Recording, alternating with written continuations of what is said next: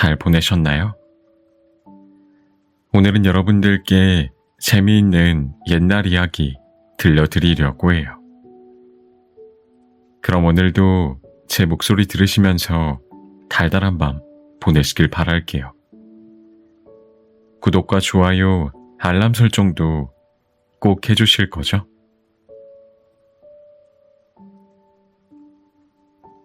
포도 한 송이. 러시아의 한 마을에 포도밭을 가진 가족이 있었습니다. 포도밭에서는 가족들이 먹고 남을 만큼 풍족하게 포도가 열렸습니다. 이따금 포도주를 만들어 이웃들에게도 나누어 주기도 했습니다. 아버지인 이반은 수염과 머리가 하얗게 센 남자로 매우 차분한 걸음걸이로 걸었습니다. 어머니 리사베타는 장밋빛 피부에 부지런하고 조용한 성격이었습니다. 부부에게는 5명의 자녀가 있었습니다. 첫째 블라디미르는 20살, 둘째 히플리테는 18살, 셋째이자 맏딸인 나스타샤는 14살, 가장 명랑한 성격의 넷째 아글라야는 11살, 그리고 막내 표도르는 아직 7살밖에 안 되었지요.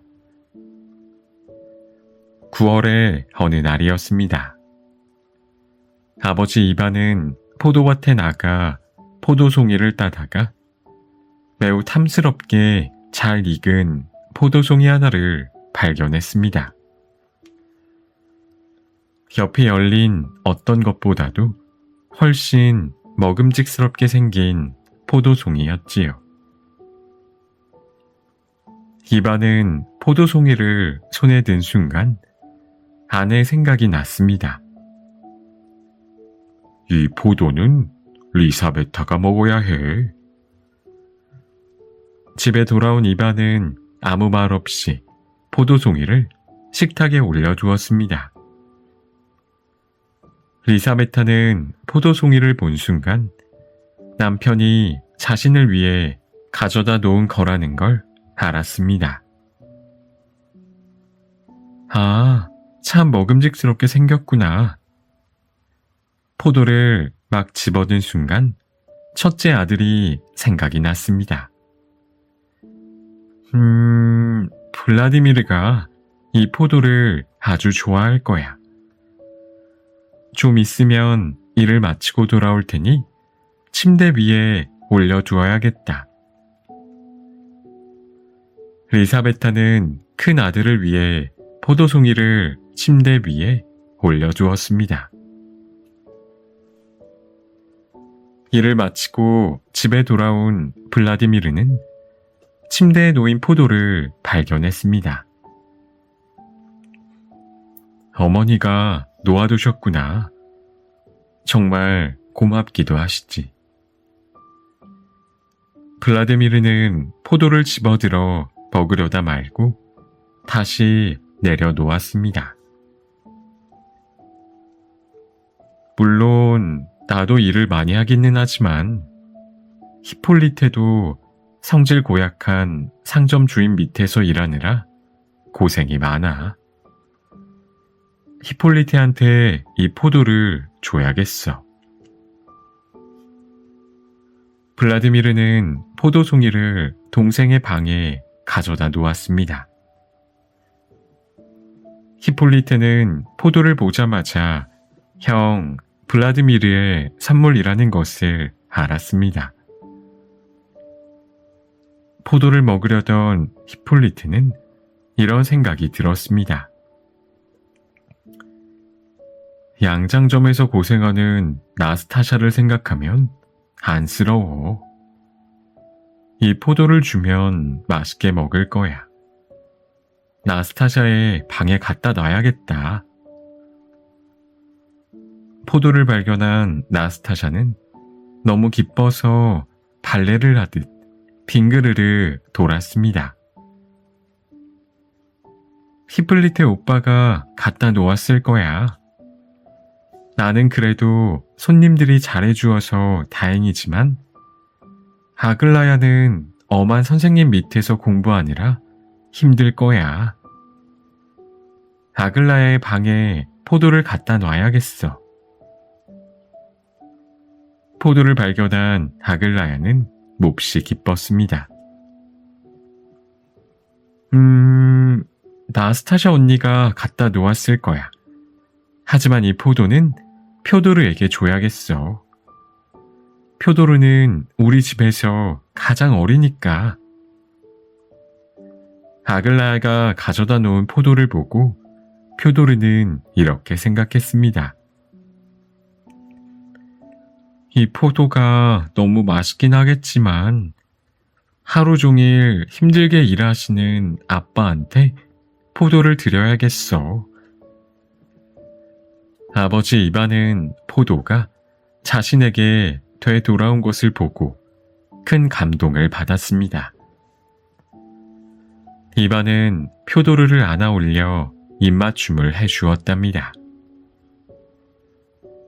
사랑하는 리사베타, 그리고 사랑하는 내 아이들아, 우리는 참 행복한 사람들이구나.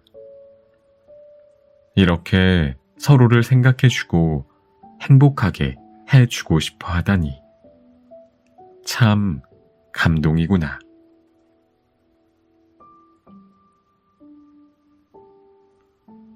시라노의 사랑. 프랑스 남서부 생트비트 지방에는 프랑스의 4대 강으로 꼽히는 가론 강이 흐르고 있습니다. 가론 강의 구불구불한 강둑을 따라서 멋진 집들이 들어서 있지요. 그중 한 곳에 록사느라는 젊은 여인이 살고 있었습니다. 록산네의 집 앞으로는 멋진 풍경이 펼쳐져 있었습니다. 밤이 되면 사방은 어두컴컴해지고 침묵만이 가득했습니다. 자갈이 깔린 거리에는 수레 하나 지나가지 않았답니다. 가론강의 차갑고 눅눅한 공기가 뼛속까지 파고들었지요. 록사느는 사랑하는 연인 크리스티앙을 보려고 발코니로 나갔답니다. 잘생긴 크리스티앙 역시 록사느를 사랑했고 사랑을 고백하고 싶었습니다. 하지만 록사느의 부모님은 집 안으로 들여보내주지 않았기 때문에 발코니 밑에서 사랑을 속삭일 수밖에 없었답니다. 하지만 발코니 아래를 보세요. 기둥 뒤에 검은 망토를 두르고 허리에 칼을 찬 남자가 숨어 있었답니다. 얼굴은 잘 보이지 않지만 매우 못생긴 얼굴에 툭 튀어나온 아주 커다란 코가 눈에 확 띄었습니다. 이 못생긴 사내는 시라노라는 이름의 시인인데 남몰래 록산느를 짝사랑하고 있었답니다. 그런데 시라노가 지금 여기에 숨어서 뭘 하고 있는 걸까요? 친구 크리스티앙의 부탁으로 달콤한 사랑의 시를 읊어주려는 것이었죠. 시라노가 속삭여주는 대로 크리스티앙이 큰 소리로 따라하기로 한 것이었답니다. 시라노는 록산느에 대한 사랑을 숨기고 친구 크리스티앙을 돕기로 했던 거랍니다. 왜 록산느에게 고백하지 않았을까요? 코가 너무 크고 못생겨서 록산느가 싫어할 거라고 생각했거든요. 시라노는 사랑을 고백할 용기가 없는 소심하고 부끄러움이 많은 남자였답니다. 그뿐만이 아닙니다. 그 솜씨 없는 크리스티앙을 대신해 록산느에게 사랑의 편지를 써준 것도 시라노랍니다. 시라노가 쓴 감미로운 편지는 록산느의 마음을 단숨에 사로잡았답니다. 정작 시라노 자신은 록산느에게 직접 사랑을 고백하는 편지를 단 한 줄도 쓸 수 없었죠. 어느 날 록산느가 크리스티앙에게 말했습니다. 내 사랑, 저는 당신을 처음 본 순간부터 사랑에 빠졌어요. 처음엔 당신의 멋진 외모가 제 마음을 사로잡았답니다. 하지만 당신을 진정으로 사랑하게 된 건 당신이 읊어준 사랑의 말과 당신이 써준 편지 때문이에요. 당신은 훌륭하고 감수성이 뛰어난 분이에요. 그 누구보다 자신의 마음을 멋지게 표현하죠.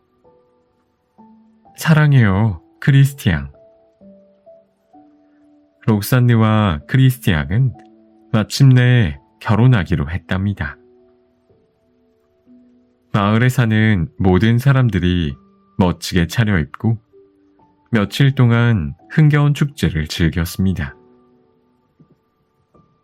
귀족 가문의 결혼식은 일주일 동안 성대한 축제로 치러지거든요. 가엾은 시라노는 록산느를 영원히 잃게 되었다는 사실을 받아들여야만 했습니다. 결혼식이 끝난 후 얼마 지나지 않아 이웃 나라와의 전쟁이 벌어졌습니다. 군인이었던 크리스티앙은 전쟁터로 나가야만 했지요. 그런데 불행하게도 크리스티앙은 전쟁터에서 적의 총알을 맞아 목숨을 잃고 말았답니다. 크리스티앙이 죽었다는 소식을 듣고 록산느는 깊은 슬픔에 빠졌습니다. 사랑하는 남편이 전쟁터에서 돌아오지 못한다는 사실을요. 앞으로 영원히 볼 수 없다는 사실을 도저히 받아들일 수 없었지요. 록산느는 크리스티앙을 그리워하며 수도원으로 들어갔습니다. 슬픔에 빠진 록산느를 크리스티앙의 친구 시라노가 위로해 주었습니다. 큼지막한 코에 못생긴 얼굴에 시라노가 말이죠. 시라노는 크리스티앙이 얼마나 멋지고 좋은 친구였는지, 시인으로서의 재능이 얼마나 뛰어났는지 록산느에게 들려주며 위로를 해 주었답니다. 그날도 시라노가 록산느를 만나러 가던 어느 날이었습니다. 그런데 도중 산적들이 나타나 시라노를 공격했습니다. 가진 돈을 모두 내놓아라. 검술이 뛰어난 시라노는 산적들을 모두 물리쳤지만 크게 다치고 말았습니다. 시라노는 죽으림을 다해 록산느가 기다리고 있는 곳으로 달려갔습니다. 록산느는 시라노를 보자 눈물을 흘리며 부탁했습니다. 크리스티앙이 마지막으로 쓴 편지를 읽어주세요. 시라노는 애정이 담긴 부드러운 목소리로 편지를 읽기 시작했습니다. 그런데 어느새 자신도 모르게 편지를 보지도 않고 읽고 있었습니다. 한 글자도 틀리지 않고 전부 그대로 읊을 수 있었죠. 자신이 쓴 편지였기 때문에 모든 내용을 기억하고 있었으니까요. 그것은 지금까지 단 한 번도 표현하지 못했던 록산느를 향한 진심 어린 고백이었습니다. 아, 시라노, 당신이었군요. 그제야 모든 것을 알게 된 록산느는 달려가서 시라노를 껴안았습니다. 하지만 이미 늦어버렸습니다. 시라노는 치명상을 입고 세상을 떠나고 말았습니다.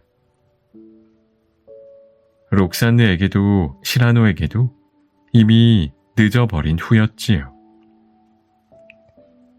가론강이 프랑스로 흘러드는 생트비트 지방에 가면 록산느의 집을 찾아가 보세요. 모두들 친절하게 알려줄 거예요. 혹시 기둥 뒤에 어떤 남자가 숨어 있고 그 남자의 코가 매우 클지도 모르지요.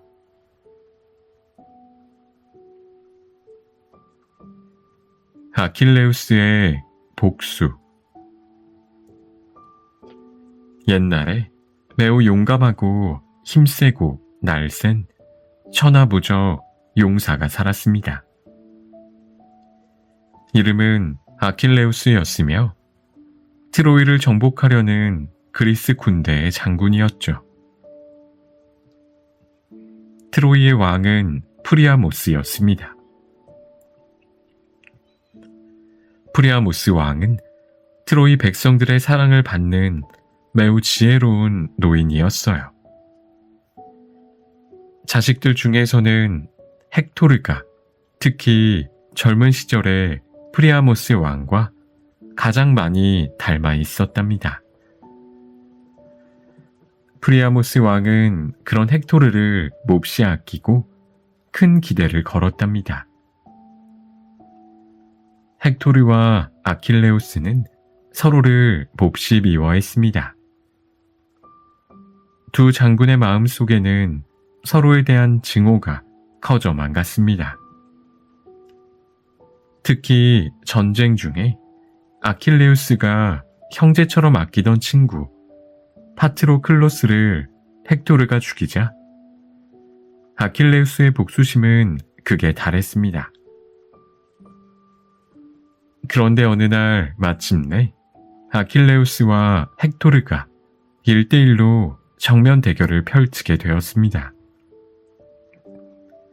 두 사람은 지쳐 쓰러질 때까지 싸웠고 결국 아킬레우스가 승리를 거두었습니다. 헥토르는 아킬레우스의 창에 목숨을 잃고 말았지요.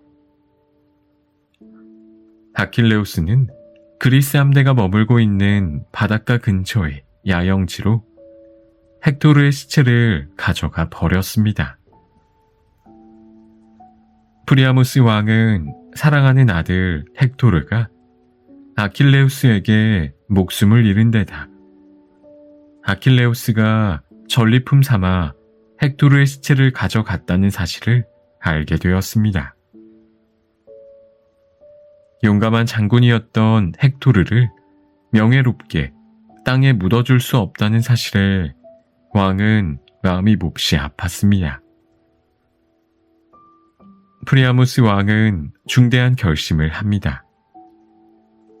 사랑하는 아들을 잃은 아버지의 마음으로 아킬레우스를 찾아가 아들의 시체를 돌려달라고 부탁하기로 한 거지요.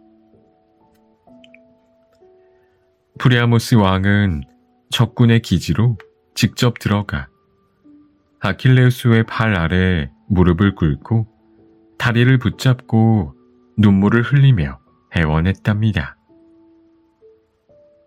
아킬레우스, 우리 트로이가 자네의 적이라는 사실은 나도 잘 알고 있네.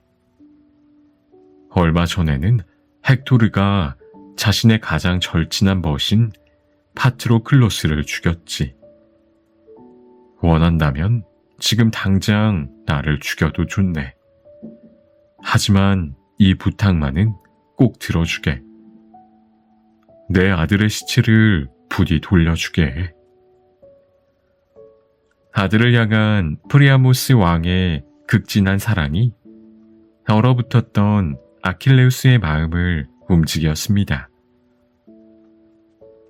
아킬레우스는 왕을 일으켜 세우며 대답했습니다. 프리아모스 왕이여, 저와 함께 식사를 하시고 이곳에서 하룻밤을 편히 보내시지요. 날이 밝으면 헥토르의 시체를 비단으로 감싸라고 지시하겠습니다. 사랑하는 아들과 함께 트로이로 돌아가셔도 괜찮습니다.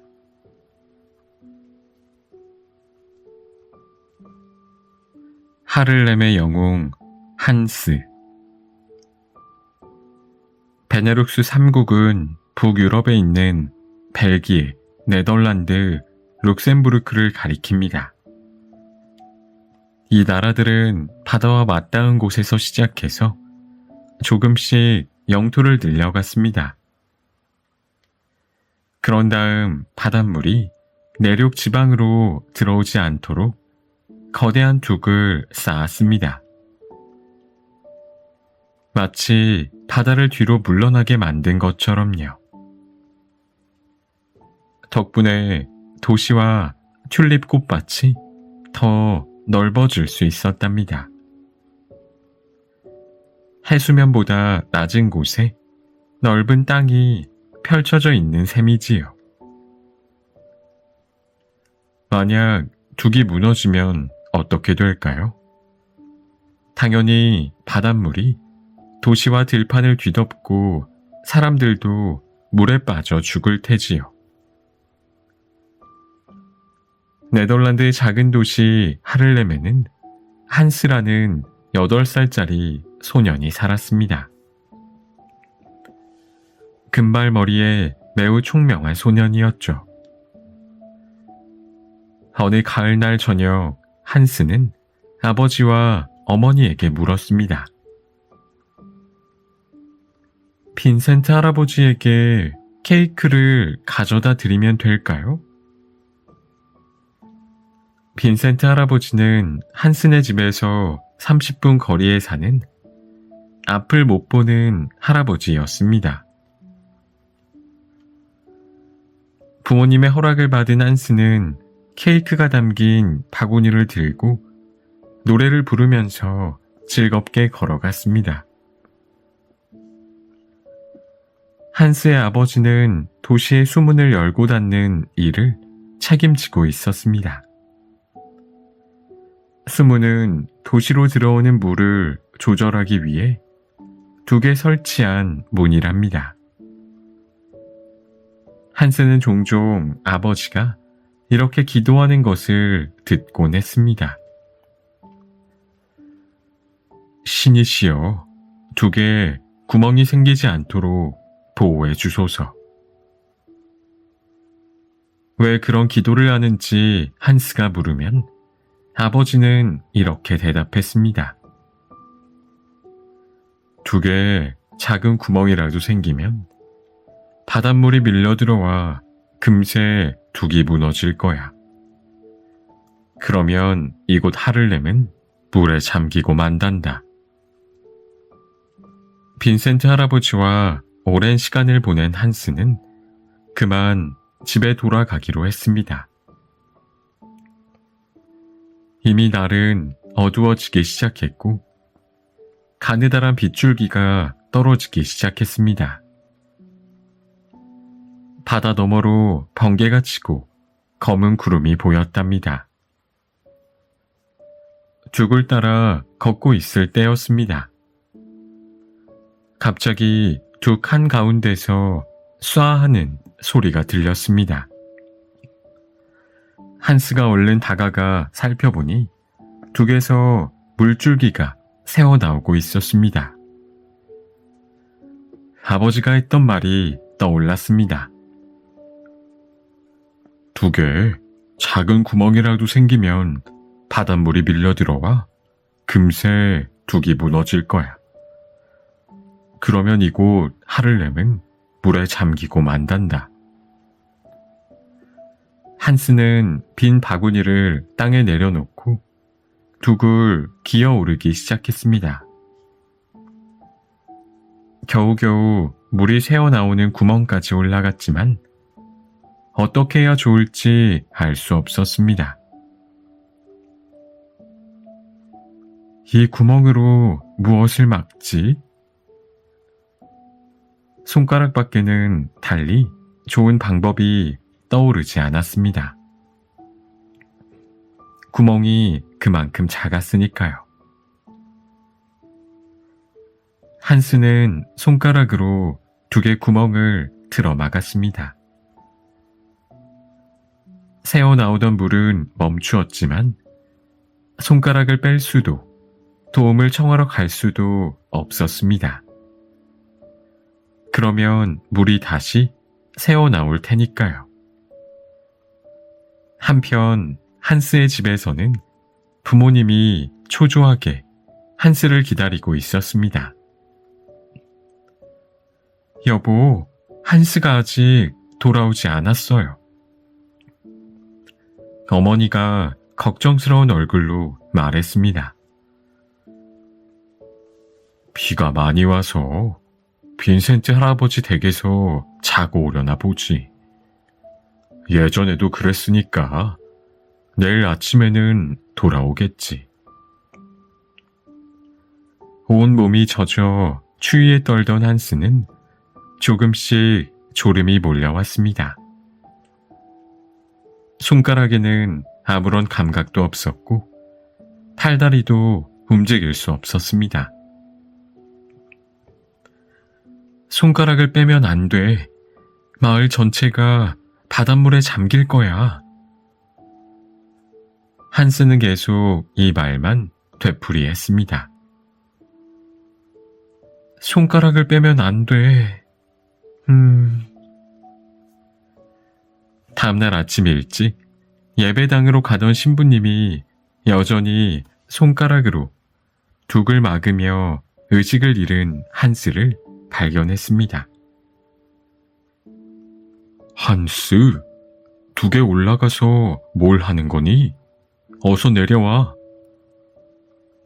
안 돼요, 신부님. 손가락을 빼면 하를렘이 물속으로 사라져 버릴 거예요. 한스가 가냘픈 목소리로 대답했습니다. 신부님은 한스의 집으로 달려가 도움을 청했습니다. 한스의 부모님이 곧바로 둑으로 달려왔습니다. 소식을 들은 벽돌공들도 함께 달려와 한스를 내려보내고 구멍을 막았습니다. 사람들은 한스를 난로불로 데려가 꽁꽁 언 몸을 문지르고 옷을 말리고 따뜻한 수프를 먹게 했습니다. 그러자 창백했던 한스의 얼굴이 다시 발그레해지고 몸도 움직일 수 있게 되었습니다. 하를렘 사람들은 용감한 꼬마 영웅 한스를 위해 성대한 축제를 열었습니다. 모두들 한스에게 감사 인사를 전했지요. 오늘날 하를렘에 가면 영웅 한스를 기념하는 동상을 볼 수 있답니다. 한스가 둑으로 올라가 손가락으로 구멍을 막고 있는 모습이랍니다.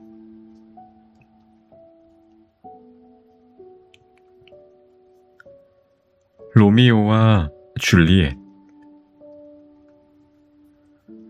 이탈리아 북부의 베로나라는 도시에는 경쟁 관계에 놓인 두 가문이 있었습니다. 바로 몬테규가와 캐플릿가로 두 가문은 오래전부터 서로를 깊이 증오해 왔습니다. 그런데 운명의 장난 같은 일이 벌어졌습니다. 몬테규가의 장남 로미오가 캐플리카에서 열린 가면 무도회에 몰래 갔다가 캐플리카의 딸 줄리엣을 보고 사랑에 빠진 것입니다. 도저히 이루어질 수 없는 사랑이었죠. 로미오와 줄리엣은 로렌스 신부의 주선으로 몰래 결혼을 했습니다. 하지만 두 가문의 증오심은 날로 심해졌고 싸움과 경쟁이 끊이지 않았습니다. 그러던 어느 날 길거리에서 큰 소동이 일어났습니다. 줄리엣의 사촌 티볼트와 로미오가 서로를 모욕하고 다툼을 벌인 것이지요. 그러다 결국 로미오가 티볼트를 죽이고 말았답니다. 이 일로 로미오는 베로나에서 영원히 추방되어 베로나에서 조금 떨어진 만토바 마을에 머물게 됩니다. 한편 베로나의 귀족인 페리스 백장 역시 줄리엣을 사랑하고 줄리엣과 결혼하고 싶어 했습니다. 줄리엣이 이미 로미오와 결혼했다는 사실은 로렌스 신부밖에 모르고 있었거든요. 신부님, 부디 저를 도와주세요. 줄리엣은 로렌스 신부에게 도움을 요청했습니다. 신부는 줄리엣에게 약간 위험한 방법을 제안했습니다. 줄리엣, 나는 약초를 잘 다룰 줄 압니다. 내가 약을 준비해 주겠어요. 그 약을 마시면 42시간 동안 죽은 것처럼 잠을 자게 됩니다. 모두가 당신이 죽었다고 생각하겠지요. 그러면 내가 로미오에게 연락해서 당신이 살아있다고 알리고 당신이 누워있는 묘지로 데리러 오라고 할 겁니다. 두 사람은 만토바로 몰래 도망가면 됩니다. 줄리엣은 약간 두려웠지만 로렌스 신부의 말에 따르기로 했습니다. 줄리엣이 죽자 캐플리카 사람들은 몹시 슬퍼했습니다. 줄리엣의 시체는 관습에 따라 캐플리카의 신전에 보관되었다가 며칠 후 땅에 묻힐 예정이었습니다. 그런데 그만 일이 복잡하게 꼬이고 말았습니다. 로렌스 신부가 사람을 시켜 로미오에게 편지를 전하도록 했는데 만토바의 호위병들 때문에 심부름꾼이 도시 안으로 들어갈 수 없었던 거지요. 줄리엣이 죽었다는 소문은 로미오의 귀에까지 들려왔습니다. 이럴 수가, 줄리엣이 죽다니. 어떻게 그런 일이. 로미오는 마지막으로 줄리엣을 보고 자신도 그 옆에서 죽겠다고 결심했습니다. 로미오는 베로나로 몰래 돌아가 줄리엣의 묘지를 찾았습니다. 그곳에는 페리스 백작이 죽은 줄리엣을 보며 눈물을 흘리고 있었습니다. 로미오, 감히 내가 어떻게 여길? 누가 할 소리, 내 놈 때문에 줄리엣이 죽은 거야. 화가 난 두 사람은 서로를 원망하고 저주하며 싸움을 벌였습니다. 결국 로미오의 칼에 찔려 페리스 백작은 숨을 거두었습니다. 줄리엣, 더 이상 나도 사는 의미가 없소. 나도 당신을 따라가겠소. 로미오는 독약을 마시고 사랑하는 줄리엣을 품에 안고 숨을 거두었습니다.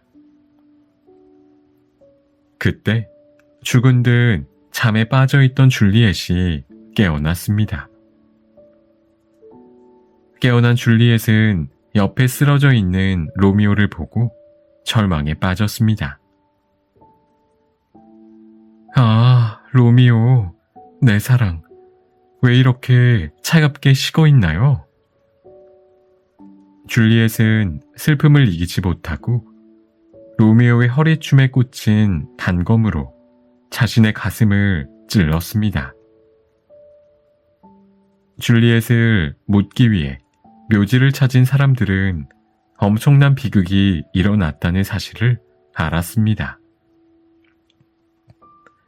로렌스 신부가 사람들에게 자초지종을 털어놓았습니다. 그제야 캐플릿가와 몬테규가 사람들은 서로 마음을 열었습니다. 베로나의 왕자가 침통하게 입을 열었습니다. 몬테규 가문과 캐플릿 가문 사람들이여, 그대들의 증오가 어떤 결과를 불러왔는지 알겠습니까? 여러분의 귀한 자식이 목숨을 잃었습니다. 여러분의 증오가 두 사람의 사랑을 망쳤습니다. 몬테규 형제여, 화해를 청합니다. 캐플릿가의 대표가 말했습니다. 베로나에 줄리엣을 기념하는 순금 동상을 세우겠소. 그 무엇보다 훌륭한 기념물이 될 것입니다. 몬테규가의 대표도 말했습니다. 그렇다면 나는 로미오를 기념하는 동상을 세우겠습니다. 캐플릿도 몬테규의 손을 잡으며 덧붙였습니다. 비록 슬픔을 겪어야 했지만 오늘 아침 이후로 몬테규가와 캐플릿가에는 평화가 찾아왔습니다. 마침내 서로를 용서했답니다. 베로나의 왕자는 양손에 각각 몬테규와 캐플릿의 손을 잡고 말했습니다. 로미오와 줄리엣의 슬픈 사랑 덕분에 두 가문이 마침내 화해했습니다. 앞으로 서로 잘 지내시길 바라고 이 모든 게 우리나라의 귀감이 되었으면 합니다.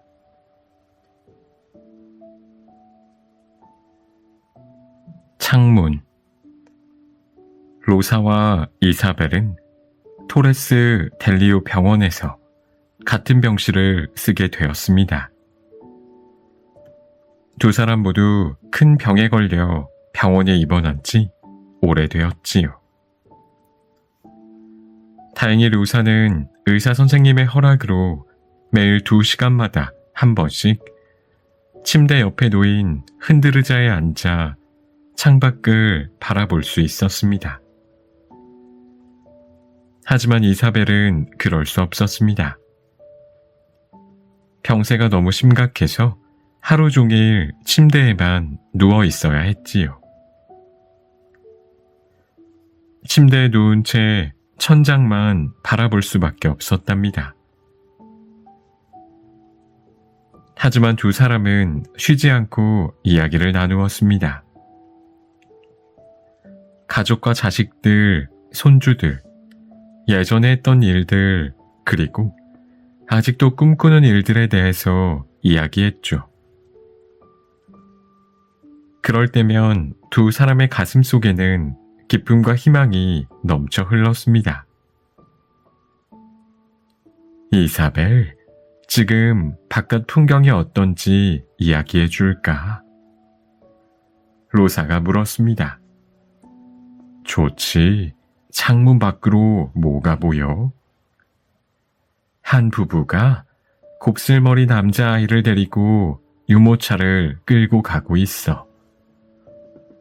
저쪽에는 남자애들 둘이서 요란한 몸짓을 하면서 이야기를 나누고 있고, 그 옆으로는 아주 멋진 청년이 지나가고 있어.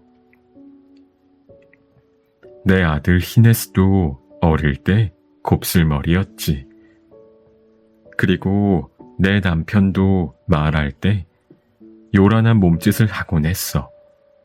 또 아주 멋졌고. 아, 지하철역에서 사람들이 잔뜩 나왔어. 꽃다발을 든 부인은 지나가고 남자아이들이 떼지어 달려가고 경찰관 2명이 오토바이를 타고 지나가고 있어. 그리고 2노인이 팔짱을 끼고 걸어가고. 로사는 거리에 보이는 풍경에 대해 하나도 빠짐없이 이야기해 주었습니다. 이사벨은 몹시 즐거워했고 로사도 행복했지요.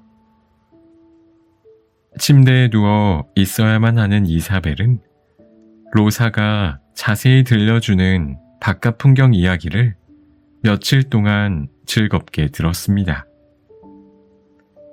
마치 천장에 멋진 영화가 펼쳐지고 로사가 자세히 설명을 해주는 것만 같았지요. 이사벨, 오늘은 큰 축제가 열리고 있어. 곧 축제 행렬이 가까이 올 거야. 아, 지금 광장 반대편에서 행렬이 시작되고 있어. 음악 소리가 들리지? 이사벨, 이건 왈츠곡 같아. 거인과 머리큰 인형이 점프를 하고 사람들에게 장난치고 있어. 악단은 멋진 옷을 빼입었고 정말 행복한 날이야. 나와 내 남편 후안도 축제에서 춤을 추었지. 남편은 춤을 잘 추었지만 내 실력은 별로였어. 우리는 아들, 딸을 데리고 온갖 장식이 주렁주렁 매달린 거리를 걷는 것을 좋아했어. 알려줘서 고마워. 가을이 끝나가던 어느 날 아침, 간호사가 2 환자에게 아침 식사를 갖다 주고 침대 시트를 갈기 위해 들어왔습니다. 창문 옆자리에 누워있던 로사는 전날 밤 평온하게 세상을 떠났답니다. 그날 오후 이사벨이 간호사에게 부탁했습니다. 부탁인데 나를 로사의 침대로 옮겨주시겠어요? 거기는 창문 옆이니까 창밖을 좀 내다보고 싶어요. 나도 이제 몸을 일으킬 수 있어요. 간호사는 이사벨의 부탁을 기꺼이 들어주었습니다. 간호사가 나간 후 몸을 일으켜 창문 밖을 내다본 이사벨은 깜짝 놀라고 말았습니다. 창문이 빽빽한 건물 숲을 향하고 있어서 보이는 것이라고는 온통 회색 벽뿐이었거든요. 간호사? 저녁 시간이 되어 이사벨이 간호사를 불렀습니다. 로사는 어떻게 나에게 거리와 광장의 풍경을 이야기해 준 걸까요? 창밖에는 회색 벽밖에 보이지 않는데. 간호사가 고개를 갸웃하며 대답했습니다. 저도 모르겠어요, 이사벨 할머니. 창밖으로 보이는 거라곤 온통 벽뿐인데.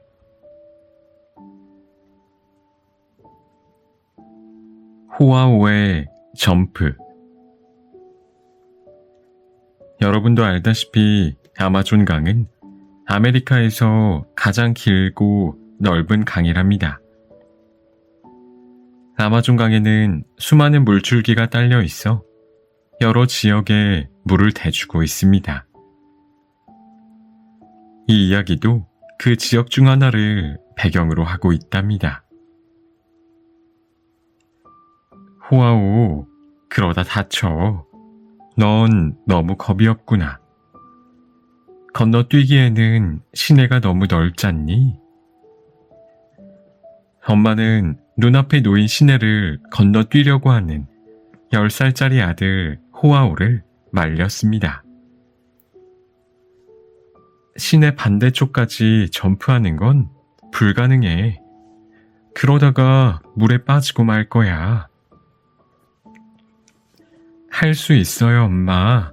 전에는 더 넓은 곳도 건너뛰었다니까요.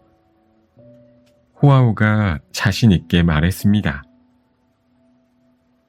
호아오는 멀찌감치 서서 힘차게 도움 닫기를 한 후 높이 뛰어 올랐습니다. 그리고 무사히 반대편 시냇가에 내려섰습니다. 호아오는 만족스러운 얼굴로 엄마를 돌아보며 외쳤습니다. 제가 얼마나 멀리까지 뛸 수 있는지 이제 아셨죠? 전 성공할 줄 알았어요.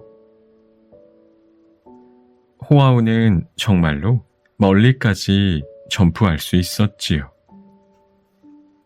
하지만 그 점프 실력 덕분에 언젠가 영웅이 되리라고는 꿈에도 생각하지 못했답니다. 아무리 자신감 넘치는 호아오라도 많은 사람들이 그러하듯 의심이 들 때가 있었습니다. 가끔씩 내가 정말 할 수 있을까?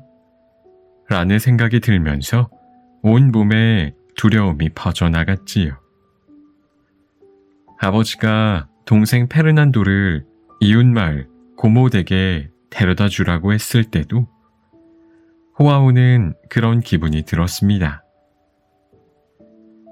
하지만 예전에도 한 번 그 일을 잘 해냈기 때문에 두려워하지 않고 도전할 수 있었죠. 호아오가 사는 마을은 매우 작아서 마을 사람들끼리 전부 잘 알고 서로 도우며 살아갔습니다. 마을 사람들은 땅을 더 비옥하게 만들기 위해서 들판에 불을 지르고 불에 탄 나무 그루터기를 땅에 묻어 비료 역할을 하도록 했습니다. 때로는 산에 불을 놓아 농사지을 땅을 늘리기도 했죠. 마을 사람들은 불길을 제대로 다스릴 수 있었기 때문에 불이 필요 이상으로 크게 번져나가는 일은 없었습니다. 호아오의 가족은 작은 밭에는 채소를 키우고 더 넓은 땅에는 바나나와 벼, 열대 과일 나무를 키웠습니다. 땅의 양쪽 끝에는 강둑이 있었고 강물이 구불구불 흘러서 좁지만 깊은 수로로 물이 흘러들었죠. 어느 여름날 호아오의 아버지는 평소와 다름없이 땅에 불을 붙이기로 했습니다. 내년 농사를 위해서 반드시 필요한 일이었지요. 오래전부터 해온 일이고 또 이웃들의 도움을 받아 일은 이른 아침부터 순조롭게 진행되었답니다. 그런데 어느 순간 갑자기 바람이 거세어졌습니다. 갑작스럽게 바람의 방향이 바뀌는 바람에 불길이 엉뚱한 곳까지 번져버리고 말았습니다. 호아오의 아버지와 마을 사람들은 불길을 잡으려고 애를 썼습니다. 하지만 거센 바람 때문에 쉽지 않았습니다. 그런데 마을 사람들이 모르는 사실이 하나 있었습니다. 불길이 번져나가는 강 건너편에 호아오와 동생 페르난도가 놀고 있다는 것을요. 불길이 다가오는 것을 보고 호아오는 커다란 충격에 빠졌습니다. 반대편으로 건너가는 다리는 이미 불길에 휩싸여 타고 있었습니다. 불길을 피하려면 강을 직접 건너는 수밖에 없었답니다. 눈앞에 흐르는 세찬 물살을 본 호아오는 망설였습니다. 난 강을 건널 수 없어. 물이 너무 깊어. 물에 들어갔다가는 거센 물살에 휩쓸려 빠져 죽고 말 거야. 하지만 호아오는 다시 마음을 가다듬고 생각했습니다. 난 점프를 잘하잖아. 그래, 점프를 해서 건너뛰는 거야. 더 넓은 시내도 건너뛰었는걸. 예전에도 했으니까 지금도 할 수 있어. 호아오는 몇 걸음 뒤로 물러났습니다. 그러고는 숨을 깊이 들이마신 뒤 높이 뛰어 올랐습니다. 호아오는 충분히 여유롭게 강 건너편에 내려설 수 있었답니다. 호아오는 불을 끄려고 애쓰는 어른들에게 얼른 달려갔습니다. 도와주세요. 페르난도가 강 건너편에서 기다리고 있어요.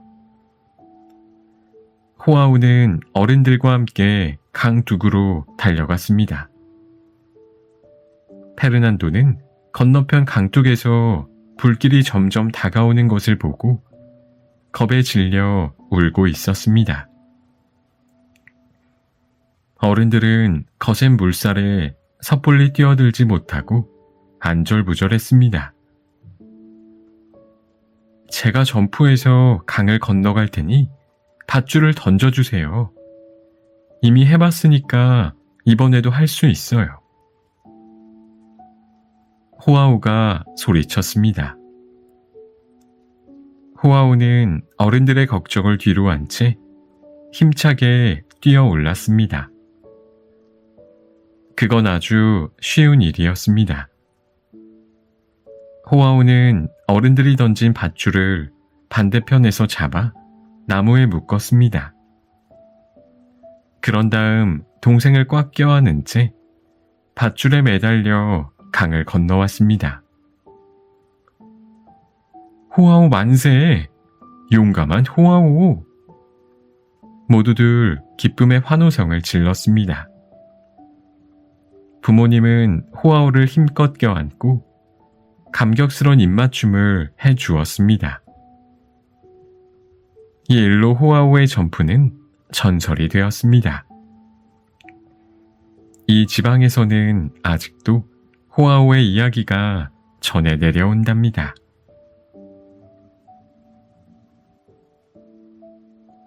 포도 한 송이. 러시아의 한 마을에 포도밭을 가진 가족이 있었습니다.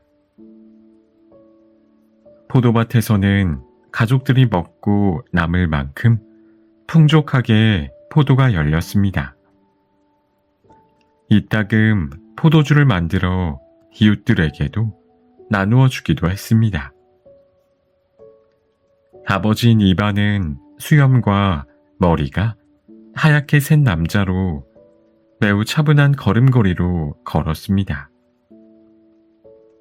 어머니 리사베타는 장밋빛 피부에 부지런하고 조용한 성격이었습니다. 부부에게는 5명의 자녀가 있었습니다.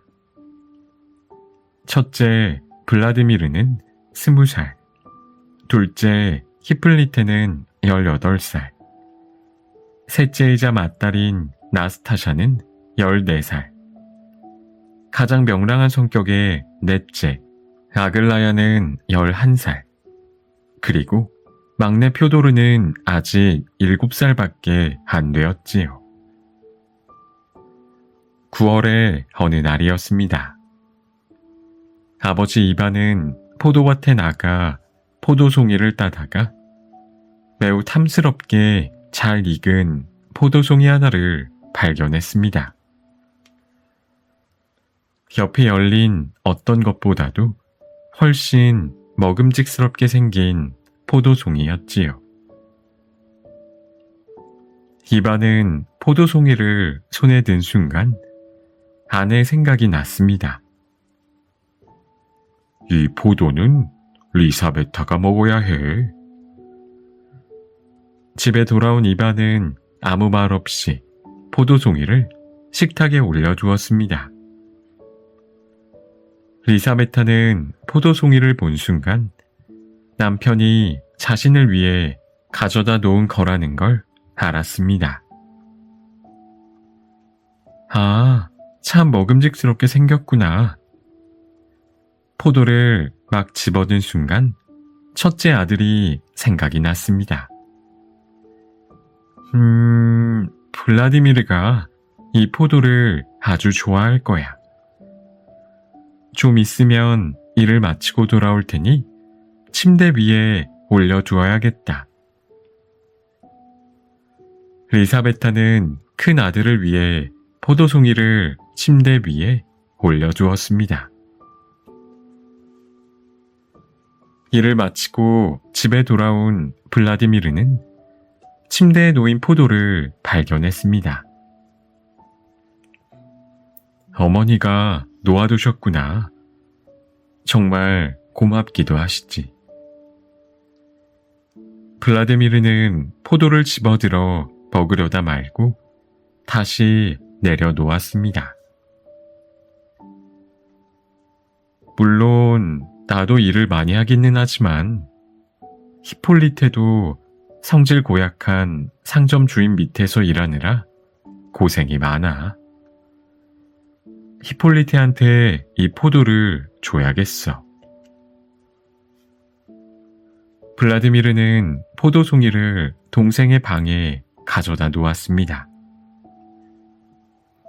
히폴리테는 포도를 보자마자 형 블라디미르의 선물이라는 것을 알았습니다. 포도를 먹으려던 히폴리테는 이런 생각이 들었습니다. 양장점에서 고생하는 나스타샤를 생각하면 안쓰러워. 이 포도를 주면 맛있게 먹을 거야. 나스타샤의 방에 갖다 놔야겠다. 포도를 발견한 나스타샤는 너무 기뻐서 발레를 하듯 빙그르르 돌았습니다. 히플리테 오빠가 갖다 놓았을 거야. 나는 그래도 손님들이 잘해주어서 다행이지만 아글라야는 엄한 선생님 밑에서 공부하느라 힘들 거야. 아글라야의 방에 포도를 갖다 놔야겠어. 포도를 발견한 아글라야는 몹시 기뻤습니다. 나스타샤 언니가 갖다 놓았을 거야. 하지만 이 포도는 표도르에게 줘야겠어. 표도르는 우리 집에서 가장 어리니까. 아글라야가 가져다 놓은 포도를 보고 표도르는 이렇게 생각했습니다. 이 포도가 너무 맛있긴 하겠지만 하루 종일 힘들게 일하시는 아빠한테 포도를 드려야겠어. 아버지 이반은 포도가 자신에게 되돌아온 것을 보고 큰 감동을 받았습니다. 이반은 표도르를 안아 올려 입맞춤을 해주었답니다. 사랑하는 리사베타, 그리고 사랑하는 내 아이들아, 우리는 참 행복한 사람들이구나. 이렇게 서로를 생각해주고 행복하게 해주고 싶어 하다니 참 감동이구나.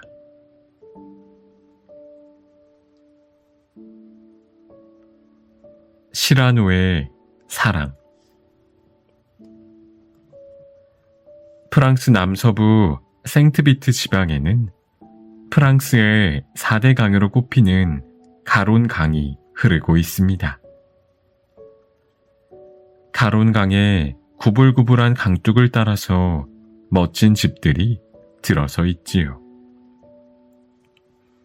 그중 한 곳에 록사느라는 젊은 여인이 살고 있었습니다. 록산네의 집 앞으로는 멋진 풍경이 펼쳐져 있었습니다. 밤이 되면 사방은 어두컴컴해지고 침묵만이 가득했습니다. 자갈이 깔린 거리에는 수레 하나 지나가지 않았답니다. 가론강의 차갑고 눅눅한 공기가 뼛속까지 파고들었지요. 록사느는 사랑하는 연인 크리스티앙을 보려고 발코니로 나갔답니다. 잘생긴 크리스티앙 역시 록사느를 사랑했고 사랑을 고백하고 싶었습니다. 하지만 록사느의 부모님은 집 안으로 들여보내주지 않았기 때문에 발코니 밑에서 사랑을 속삭일 수밖에 없었답니다. 하지만 발코니 아래를 보세요. 기둥 뒤에 검은 망토를 두르고 허리에 칼을 찬 남자가 숨어 있었답니다. 얼굴은 잘 보이지 않지만 매우 못생긴 얼굴에 툭 튀어나온 아주 커다란 코가 눈에 확 띄었습니다. 이 못생긴 사내는 시라노라는 이름의 시인인데 남몰래 록사느를 짝사랑하고 있었답니다. 그런데 시라노가 지금 여기에 숨어서 뭘 하고 있는 걸까요? 친구 크리스티앙의 부탁으로 달콤한 사랑의 시를 읊어주려는 것이었죠. 시라노가 속삭여주는 대로 크리스티앙이 큰 소리로 따라하기로 한 것이었답니다. 시라노는 록산느에 대한 사랑을 숨기고 친구 크리스티앙을 돕기로 했던 거랍니다. 왜 록산느에게 고백하지 않았을까요? 코가 너무 크고 못생겨서 록산느가 싫어할 거라고 생각했거든요. 시라노는 사랑을 고백할 용기가 없는 소심하고 부끄러움이 많은 남자였답니다. 그뿐만이 아닙니다. 그 솜씨 없는 크리스티앙을 대신해 록사느에게 사랑의 편지를 써준 것도 시라노랍니다. 시라노가 쓴 감미로운 편지는 록사느의 마음을 단숨에 사로잡았답니다. 정작 시라노 자신은 록사느에게 직접 사랑을 고백하는 편지를 단 한 줄도 쓸 수 없었죠. 어느 날 록사느가 크리스티앙에게 말했습니다. 내 사랑, 저는 당신을 처음 본 순간부터 사랑에 빠졌어요. 처음엔 당신의 멋진 외모가 제 마음을 사로잡았답니다. 하지만 당신을 진정으로 사랑하게 된 건 당신이 읊어준 사랑의 말과 당신이 써준 편지 때문이에요. 당신은 훌륭하고 감수성이 뛰어난 분이에요. 그 누구보다 자신의 마음을 멋지게 표현하죠.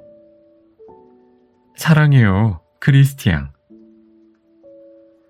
록산느와 크리스티앙은 마침내 결혼하기로 했답니다. 마을에 사는 모든 사람들이 멋지게 차려입고 며칠 동안 흥겨운 축제를 즐겼습니다. 귀족 가문의 결혼식은 일주일 동안 성대한 축제로 치러지거든요. 가엾은 시라노는 록산느를 영원히 잃게 되었다는 사실을 받아들여야만 했습니다. 결혼식이 끝난 후 얼마 지나지 않아 이웃 나라와의 전쟁이 벌어졌습니다. 군인이었던 크리스티앙은 전쟁터로 나가야만 했지요. 그런데 불행하게도 크리스티앙은 전쟁터에서 적의 총알을 맞아 목숨을 잃고 말았답니다. 크리스티앙이 죽었다는 소식을 듣고 록산느는 깊은 슬픔에 빠졌습니다. 사랑하는 남편이 전쟁터에서 돌아오지 못한다는 사실을요. 앞으로 영원히 볼 수 없다는 사실을 도저히 받아들일 수 없었지요. 록산느는 크리스티앙을 그리워하며 수도원으로 들어갔습니다. 슬픔에 빠진 록산느를 크리스티앙의 친구 시라노가 위로해 주었습니다. 큼지막한 코에 못생긴 얼굴의 시라노가 말이죠. 시라노는 크리스티앙이 얼마나 멋지고 좋은 친구였는지, 시인으로서의 재능이 얼마나 뛰어났는지 록산느에게 들려주며 위로를 해주었답니다. 그날도 시라노가 록산느를 만나러 가던 어느 날이었습니다. 그런데 도중 산적들이 나타나 시라노를 공격했습니다. 가진 돈을 모두 내놓아라. 검술이 뛰어난 시라노는 산적들을 모두 물리쳤지만 크게 다치고 말았습니다. 시라노는 죽을 힘을 다해 록산느가 기다리고 있는 곳으로 달려갔습니다. 록산느는 시라노를 보자 눈물을 흘리며 부탁했습니다. 크리스티앙이 마지막으로 쓴 편지를 읽어주세요. 시라노는 애정이 담긴 부드러운 목소리로 편지를 읽기 시작했습니다. 그런데 어느새 자신도 모르게 편지를 보지도 않고 읽고 있었습니다. 한 글자도 틀리지 않고 전부 그대로 읊을 수 있었죠. 자신이 쓴 편지였기 때문에 모든 내용을 기억하고 있었으니까요. 그것은 지금까지 단 한 번도 표현하지 못했던 록산느를 향한 진심 어린 고백이었습니다. 아, 시라노, 당신이었군요. 그제야 모든 것을 알게 된 록산느는 달려가서 시라노를 껴안았습니다. 하지만 이미 늦어버렸습니다. 시라노는 치명상을 입고 세상을 떠나고 말았습니다. 록산느에게도 시라노에게도 이미 늦어버린 후였지요. 가론강이 프랑스로 흘러드는 생트비트 지방에 가면 록산느의 집을 찾아가 보세요. 모두들 친절하게 알려줄 거예요. 혹시 기둥 뒤에 어떤 남자가 숨어 있고 그 남자의 코가 매우 클지도 모르지요.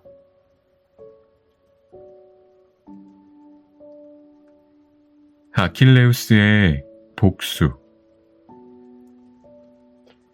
옛날에 매우 용감하고 힘세고 날쌘 천하무적 용사가 살았습니다. 이름은 아킬레우스였으며 트로이를 정복하려는 그리스 군대의 장군이었죠. 트로이의 왕은 프리아모스였습니다. 프리아모스 왕은 트로이 백성들의 사랑을 받는 매우 지혜로운 노인이었어요. 자식들 중에서는 헥토르가 특히 젊은 시절에 프리아모스 왕과 가장 많이 닮아 있었답니다. 프리아모스 왕은 그런 헥토르를 몹시 아끼고 큰 기대를 걸었답니다. 헥토르와 아킬레우스는 서로를 몹시 미워했습니다. 두 장군의 마음속에는 서로에 대한 증오가 커져만 갔습니다. 특히 전쟁 중에 아킬레우스가 형제처럼 아끼던 친구 파트로클로스를 헥토르가 죽이자 아킬레우스의 복수심은 극에 달했습니다. 그런데 어느 날 마침내 아킬레우스와 헥토르가 1대1로 정면 대결을 펼치게 되었습니다. 두 사람은 지쳐 쓰러질 때까지 싸웠고 결국 아킬레우스가 승리를 거두었습니다. 헥토르는 아킬레우스의 창에 목숨을 잃고 말았지요. 아킬레우스는 그리스 함대가 머물고 있는 바닷가 근처의 야영지로 헥토르의 시체를 가져가 버렸습니다. 프리아모스 왕은 사랑하는 아들 헥토르가 아킬레우스에게 목숨을 잃은 데다 아킬레우스가 전리품 삼아 헥토르의 시체를 가져갔다는 사실을 알게 되었습니다. 용감한 장군이었던 헥토르를 명예롭게 땅에 묻어줄 수 없다는 사실에 왕은 마음이 몹시 아팠습니다. 프리아모스 왕은 중대한 결심을 합니다. 사랑하는 아들을 잃은 아버지의 마음으로 아킬레우스를 찾아가 아들의 시체를 돌려달라고 부탁하기로 한 거지요. 프리아모스 왕은 적군의 기지로 직접 들어가 아킬레우스의 발 아래 무릎을 꿇고 다리를 붙잡고 눈물을 흘리며 애원했답니다. 아킬레우스, 우리 트로이가 자네의 적이라는 사실은 나도 잘 알고 있네. 얼마 전에는 헥토르가 자신의 가장 절친한 벗인 파트로클로스를 죽였지. 원한다면 지금 당장 나를 죽여도 좋네. 하지만 이 부탁만은 꼭 들어주게. 내 아들의 시체를 부디 돌려주게 해. 아들을 향한 프리아모스 왕의 극진한 사랑이 얼어붙었던 아킬레우스의 마음을 움직였습니다. 아킬레우스는 왕을 일으켜 세우며 대답했습니다. 프리아모스 왕이여, 저와 함께 식사를 하시고 이곳에서 하룻밤을 편히 보내시지요. 날이 밝으면 헥토르의 시체를 비단으로 감싸라고 지시하겠습니다. 사랑하는 아들과 함께 트로이로 돌아가셔도 괜찮습니다.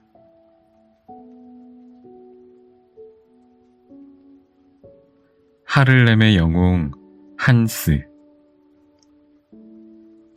베네룩스 3국은 북유럽에 있는 벨기에, 네덜란드, 룩셈부르크를 가리킵니다. 이 나라들은 바다와 맞닿은 곳에서 시작해서 조금씩 영토를 늘려갔습니다. 그런 다음 바닷물이 내륙 지방으로 들어오지 않도록 거대한 둑을 쌓았습니다. 마치 바다를 뒤로 물러나게 만든 것처럼요. 덕분에 도시와 튤립 꽃밭이 더 넓어질 수 있었답니다. 해수면보다 낮은 곳에 넓은 땅이 펼쳐져 있는 셈이지요. 만약 둑이 무너지면 어떻게 될까요? 당연히 바닷물이 도시와 들판을 뒤덮고 사람들도 물에 빠져 죽을 테지요. 네덜란드의 작은 도시 하를렘에는 한스라는 8살짜리 소년이 살았습니다. 금발머리에 매우 총명한 소년이었죠. 어느 가을날 저녁 한스는 아버지와 어머니에게 물었습니다. 빈센트 할아버지에게 케이크를 가져다 드리면 될까요? 빈센트 할아버지는 한스네 집에서 30분 거리에 사는 앞을 못 보는 할아버지였습니다. 부모님의 허락을 받은 한스는 케이크가 담긴 바구니를 들고 노래를 부르면서 즐겁게 걸어갔습니다. 한스의 아버지는 도시의 수문을 열고 닫는 일을 책임지고 있었습니다. 수문은 도시로 들어오는 물을 조절하기 위해 2개 설치한 문이랍니다. 한스는 종종 아버지가 이렇게 기도하는 것을 듣곤 했습니다. 신이시여, 2개 구멍이 생기지 않도록 보호해 주소서. 왜 그런 기도를 하는지 한스가 물으면 아버지는 이렇게 대답했습니다. 2개 작은 구멍이라도 생기면 바닷물이 밀려들어와 금세 둑이 무너질 거야. 그러면 이곳 하를렘은 물에 잠기고 만단다. 빈센트 할아버지와 오랜 시간을 보낸 한스는 그만 집에 돌아가기로 했습니다. 이미 날은 어두워지기 시작했고 가느다란 빗줄기가 떨어지기 시작했습니다. 바다 너머로 번개가 치고 검은 구름이 보였답니다. 둑을 따라 걷고 있을 때였습니다. 갑자기 둑 한가운데서 쏴하는 소리가 들렸습니다. 한스가 얼른 다가가 살펴보니 둑에서 물줄기가 새어나오고 있었습니다. 아버지가 했던 말이 떠올랐습니다. 2개 작은 구멍이라도 생기면 바닷물이 밀려들어와 금세 둑이 무너질 거야. 그러면 이곳 하를렘은 물에 잠기고 만단다. 한스는 빈 바구니를 땅에 내려놓고 둑을 기어오르기 시작했습니다. 겨우겨우 물이 새어나오는 구멍까지 올라갔지만 어떻게 해야 좋을지 알 수 없었습니다. 이 구멍으로 무엇을 막지? 손가락밖에는 달리 좋은 방법이 떠오르지 않았습니다. 구멍이 그만큼 작았으니까요. 한스는 손가락으로 2개 구멍을 틀어 막았습니다. 새어나오던 물은 멈추었지만 손가락을 뺄 수도 도움을 청하러 갈 수도 없었습니다. 그러면 물이 다시 새어나올 테니까요. 한편 한스의 집에서는 부모님이 초조하게 한스를 기다리고 있었습니다. 여보, 한스가 아직 돌아오지 않았어요. 어머니가 걱정스러운 얼굴로 말했습니다. 비가 많이 와서 빈센트 할아버지 댁에서 자고 오려나 보지. 예전에도 그랬으니까 내일 아침에는 돌아오겠지. 온 몸이 젖어 추위에 떨던 한스는 조금씩 졸음이 몰려왔습니다. 손가락에는 아무런 감각도 없었고 팔다리도 움직일 수 없었습니다. 손가락을 빼면 안 돼. 마을 전체가 바닷물에 잠길 거야. 한스는 계속 이 말만 되풀이했습니다. 손가락을 빼면 안 돼. 다음날 아침 일찍 예배당으로 가던 신부님이 여전히 손가락으로 둑을 막으며 의식을 잃은 한스를 발견했습니다. 한스, 둑에 올라가서 뭘 하는 거니? 어서 내려와.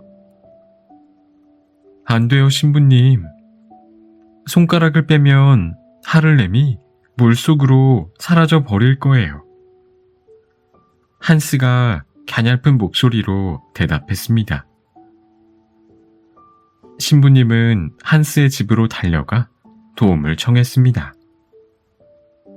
한스의 부모님이 곧바로 둑으로 달려왔습니다. 소식을 들은 벽돌공들도 함께 달려와 한스를 내려보내고 구멍을 막았습니다. 사람들은 한스를 난로불로 데려가 꽁꽁 언 몸을 문지르고 옷을 말리고 따뜻한 수프를 먹게 했습니다. 그러자 창백했던 한스의 얼굴이 다시 발그레해지고 몸도 움직일 수 있게 되었습니다. 하를렘 사람들은 용감한 꼬마 영웅 한스를 위해 성대한 축제를 열었습니다. 모두들 한스에게 감사 인사를 전했지요. 오늘날 하를렘에 가면 영웅 한스를 기념하는 동상을 볼 수 있답니다. 한스가 둑으로 올라가 손가락으로 구멍을 막고 있는 모습이랍니다.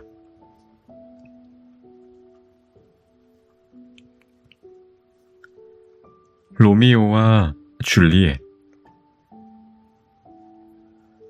이탈리아 북부의 베로나라는 도시에는 경쟁 관계에 놓인 두 가문이 있었습니다. 바로 몬테규가와 캐플릿가로 두 가문은 오래전부터 서로를 깊이 증오해 왔습니다. 그런데 운명의 장난 같은 일이 벌어졌습니다. 몬테규가의 장남 로미오가 캐플릿가에서 열린 가면 무도회에 몰래 갔다가 캐플릿가의 딸 줄리엣을 보고 사랑에 빠진 것입니다. 도저히 이루어질 수 없는 사랑이었죠. 로미오와 줄리엣은 로렌스 신부의 주선으로 몰래 결혼을 했습니다. 하지만 두 가문의 증오심은 날로 심해졌고 싸움과 경쟁이 끊이지 않았습니다. 그러던 어느 날 길거리에서 큰 소동이 일어났습니다. 줄리엣의 사촌 티볼트와 로미오가 서로를 모욕하고 다툼을 벌인 것이지요. 그러다 결국 로미오가 티볼트를 죽이고 말았답니다. 이 일로 로미오는 베로나에서 영원히 추방되어 베로나에서 조금 떨어진 만토바 마을에 머물게 됩니다. 한편 베로나의 귀족인 페리스 백장 역시 줄리엣을 사랑하고 줄리엣과 결혼하고 싶어 했습니다.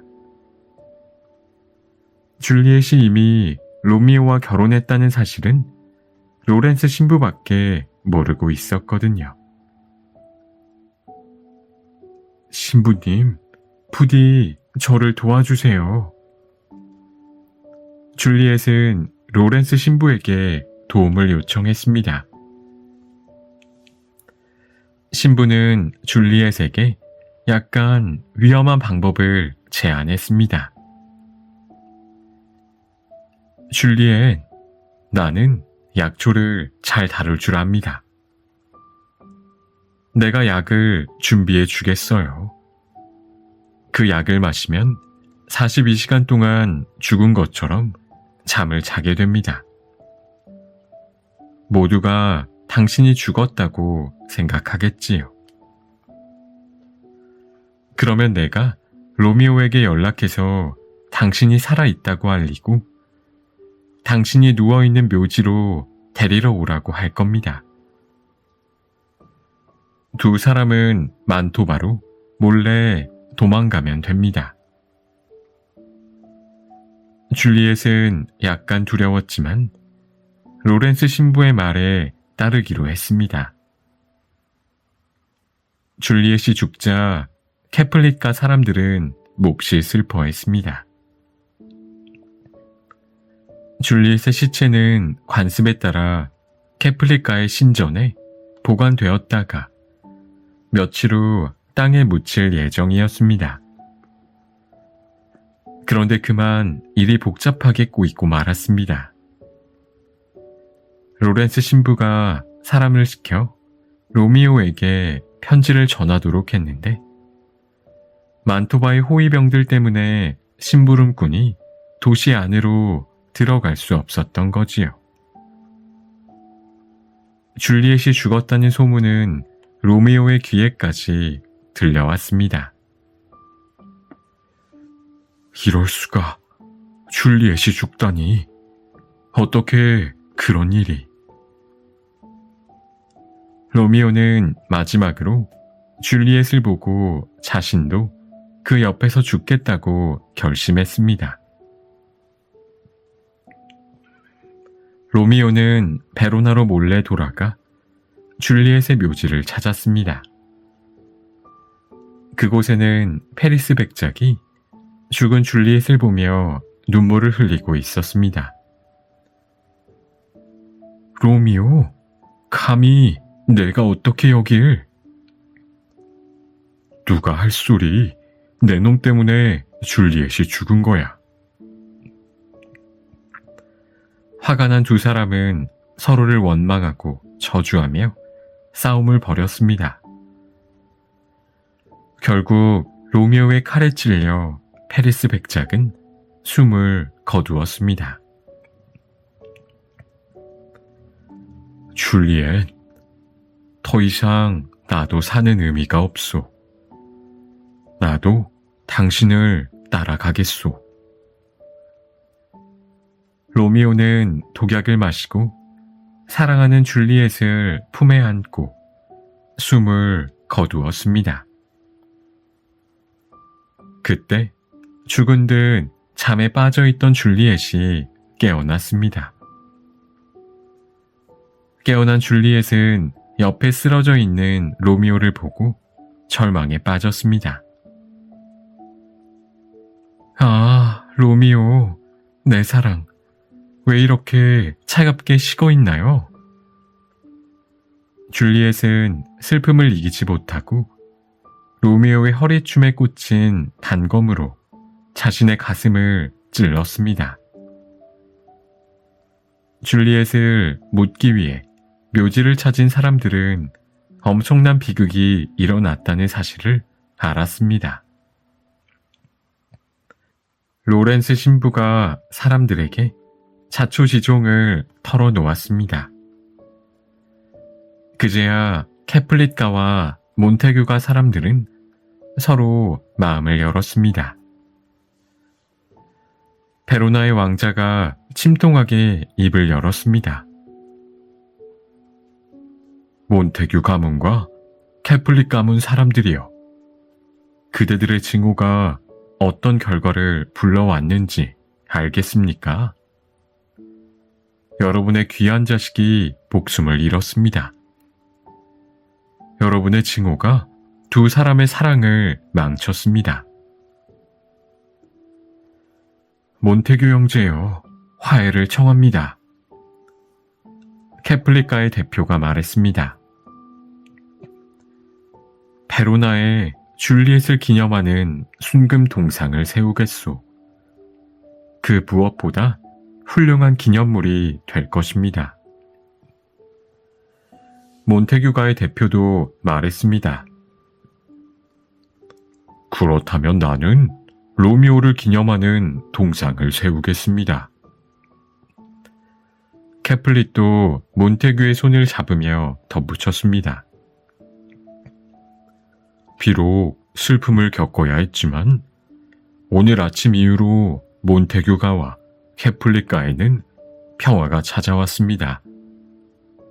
마침내 서로를 용서했답니다. 페로나의 왕자는 양손에 각각 몬테규와 캐플릿의 손을 잡고 말했습니다. 로미오와 줄리엣의 슬픈 사랑 덕분에 두 가문이 마침내 화해했습니다. 앞으로 서로 잘 지내시길 바라고 이 모든 게 우리나라의 귀감이 되었으면 합니다.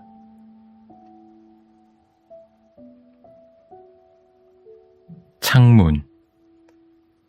로사와 이사벨은 토레스 델리오 병원에서 같은 병실을 쓰게 되었습니다.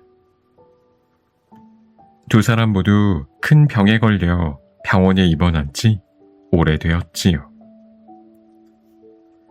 다행히 로사는 의사 선생님의 허락으로 매일 2시간마다 한 번씩 침대 옆에 놓인 흔들의자에 앉아 창밖을 바라볼 수 있었습니다. 하지만 이사벨은 그럴 수 없었습니다. 병세가 너무 심각해서 하루 종일 침대에만 누워 있어야 했지요. 침대에 누운 채 천장만 바라볼 수밖에 없었답니다. 하지만 두 사람은 쉬지 않고 이야기를 나누었습니다. 가족과 자식들, 손주들, 예전에 했던 일들, 그리고 아직도 꿈꾸는 일들에 대해서 이야기했죠. 그럴 때면 두 사람의 가슴 속에는 기쁨과 희망이 넘쳐 흘렀습니다. 이사벨, 지금 바깥 풍경이 어떤지 이야기해 줄까? 로사가 물었습니다. 좋지. 창문 밖으로 뭐가 보여? 한 부부가 곱슬머리 남자아이를 데리고 유모차를 끌고 가고 있어. 저쪽에는 남자애들 둘이서 요란한 몸짓을 하면서 이야기를 나누고 있고, 그 옆으로는 아주 멋진 청년이 지나가고 있어. 내 아들 히네스도 어릴 때 곱슬머리였지. 그리고 내 남편도 말할 때 요란한 몸짓을 하곤 했어. 또 아주 멋졌고. 아, 지하철역에서 사람들이 잔뜩 나왔어. 꽃다발을 든 부인은 지나가고 남자아이들이 떼지어 달려가고 경찰관 2명이 오토바이를 타고 지나가고 있어. 그리고 두 노인이 팔짱을 끼고 걸어가고. 로사는 거리에 보이는 풍경에 대해 하나도 빠짐없이 이야기해 주었습니다. 이사벨은 몹시 즐거워했고 로사도 행복했지요. 침대에 누워 있어야만 하는 이사벨은 로사가 자세히 들려주는 바깥 풍경 이야기를 며칠 동안 즐겁게 들었습니다. 마치 천장에 멋진 영화가 펼쳐지고 로사가 자세히 설명을 해주는 것만 같았지요. 이사벨, 오늘은 큰 축제가 열리고 있어. 곧 축제 행렬이 가까이 올 거야. 아, 지금 광장 반대편에서 행렬이 시작되고 있어. 음악 소리가 들리지? 이사벨, 이건 왈츠곡 같아. 거인과 머리 큰 인형이 점프를 하고 사람들에게 장난치고 있어. 악단은 멋진 옷을 빼입었고 정말 행복한 날이야. 나와 내 남편 후안도 축제에서 춤을 추었지. 남편은 춤을 잘 추었지만 내 실력은 별로였어. 우리는 아들, 딸을 데리고 온갖 장식이 주렁주렁 매달린 거리를 걷는 것을 좋아했어. 알려줘서 고마워. 가을이 끝나가던 어느 날 아침, 간호사가 두 환자에게 아침 식사를 갖다 주고 침대 시트를 갈기 위해 들어왔습니다. 창문 옆자리에 누워있던 로사는 전날 밤 평온하게 세상을 떠났답니다. 그날 오후 이사벨이 간호사에게 부탁했습니다. 부탁인데 나를 로사의 침대로 옮겨주시겠어요? 거기는 창문 옆이니까 창밖을 좀 내다보고 싶어요. 나도 이제 몸을 일으킬 수 있어요. 간호사는 이사벨의 부탁을 기꺼이 들어주었습니다. 간호사가 나간 후 몸을 일으켜 창문 밖을 내다본 이사벨은 깜짝 놀라고 말았습니다. 창문이 빽빽한 건물 숲을 향하고 있어서 보이는 것이라고는 온통 회색 벽뿐이었거든요. 간호사? 저녁 시간이 되어 이사벨이 간호사를 불렀습니다. 로사는 어떻게 나에게 거리와 광장의 풍경을 이야기해 준 걸까요? 창밖에는 회색 벽밖에 보이지 않는데. 간호사가 고개를 갸웃하며 대답했습니다. 저도 모르겠어요, 이사벨 할머니. 창밖으로 보이는 거라곤 온통 벽뿐인데.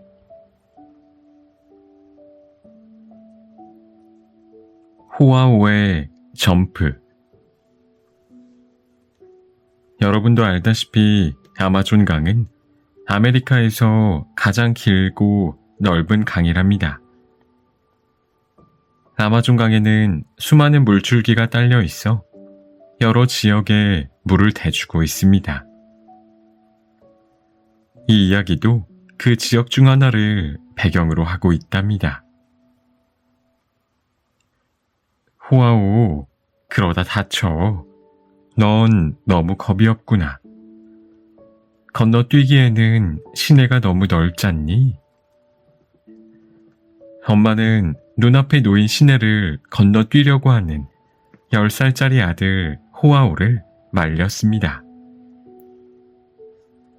시내 반대쪽까지 점프하는 건 불가능해.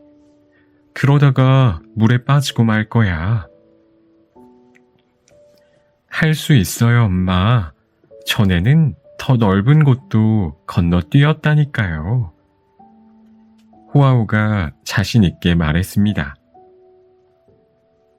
호아오는 멀찌감치 서서 힘차게 도움 닫기를 한 후 높이 뛰어 올랐습니다.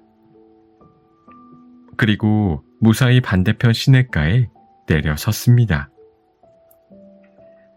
호아오는 만족스러운 얼굴로 엄마를 돌아보며 외쳤습니다. 제가 얼마나 멀리까지 뛸 수 있는지 이제 아셨죠? 전 성공할 줄 알았어요. 호아오는 정말로 멀리까지 점프할 수 있었지요. 하지만 그 점프 실력 덕분에 언젠가 영웅이 되리라고는 꿈에도 생각하지 못했답니다. 아무리 자신감 넘치는 호아오라도 많은 사람들이 그러하듯 의심이 들 때가 있었습니다. 가끔씩 내가 정말 할 수 있을까? 라는 생각이 들면서 온 몸에 두려움이 퍼져나갔지요. 아버지가 동생 페르난도를 이웃마을 고모댁에 데려다 주라고 했을 때도 호아우는 그런 기분이 들었습니다. 하지만 예전에도 한 번 그 일을 잘 해냈기 때문에 두려워하지 않고 도전할 수 있었죠. 호아우가 사는 마을은 매우 작아서 마을 사람들끼리 전부 잘 알고 서로 도우며 살아갔습니다.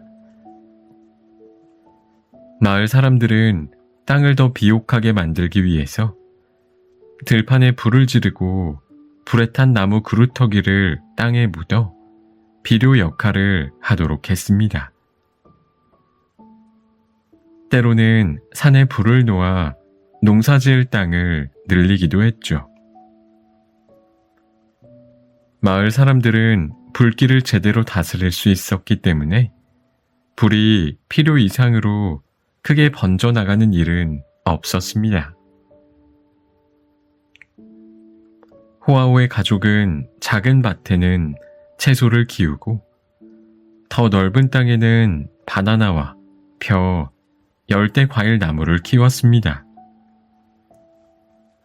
땅의 양쪽 끝에는 강둑이 있었고 강물이 구불구불 흘러서 좁지만 깊은 수로로 물이 흘러들었죠.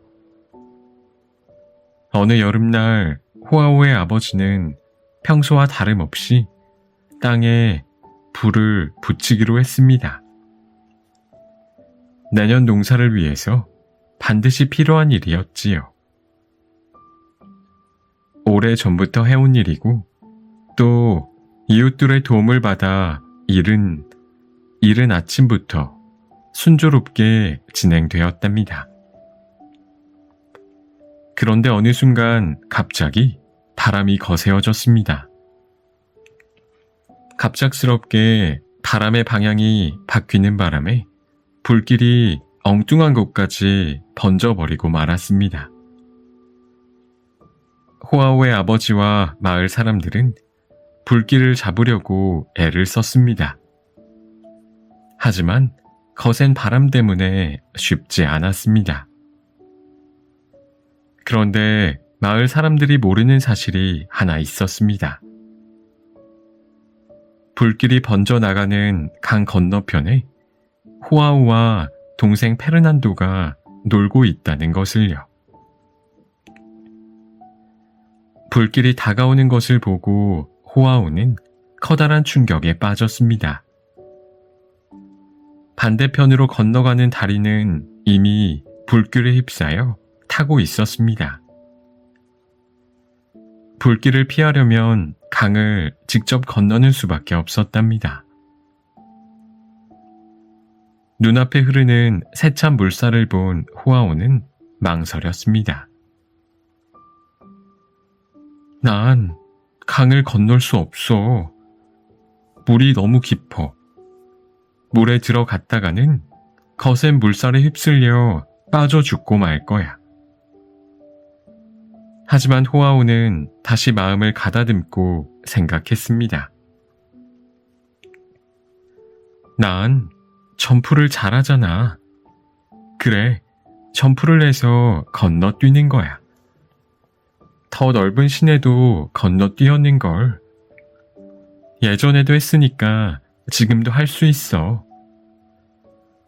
호아우는 몇 걸음 뒤로 물러났습니다.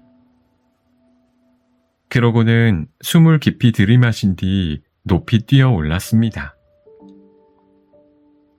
호아우는 충분히 여유롭게 강 건너편에 내려설 수 있었답니다. 호아우는 불을 끄려고 애쓰는 어른들에게 얼른 달려갔습니다. 도와주세요. 페르난도가 강 건너편에서 기다리고 있어요. 호아우는 어른들과 함께 강 두구로 달려갔습니다. 페르난도는 건너편 강둑에서 불길이 점점 다가오는 것을 보고 겁에 질려 울고 있었습니다. 어른들은 거센 물살에 섣불리 뛰어들지 못하고 안절부절했습니다. 제가 점프해서 강을 건너갈 테니 밧줄을 던져주세요. 이미 해봤으니까 이번에도 할 수 있어요. 호아우가 소리쳤습니다. 호아우는 어른들의 걱정을 뒤로 한 채 힘차게 뛰어 올랐습니다. 그건 아주 쉬운 일이었습니다. 호아우는 어른들이 던진 밧줄을 반대편에서 잡아 나무에 묶었습니다. 그런 다음 동생을 꽉 껴안은 채 밧줄에 매달려 강을 건너왔습니다. 호아우 만세! 용감한 호아우! 모두들 기쁨의 환호성을 질렀습니다. 부모님은 호아우를 힘껏 껴안고 감격스러운 입맞춤을 해주었습니다. 이 일로 호아우의 점프는 전설이 되었습니다. 이 지방에서는 아직도 호아우의 이야기가 전해 내려온답니다.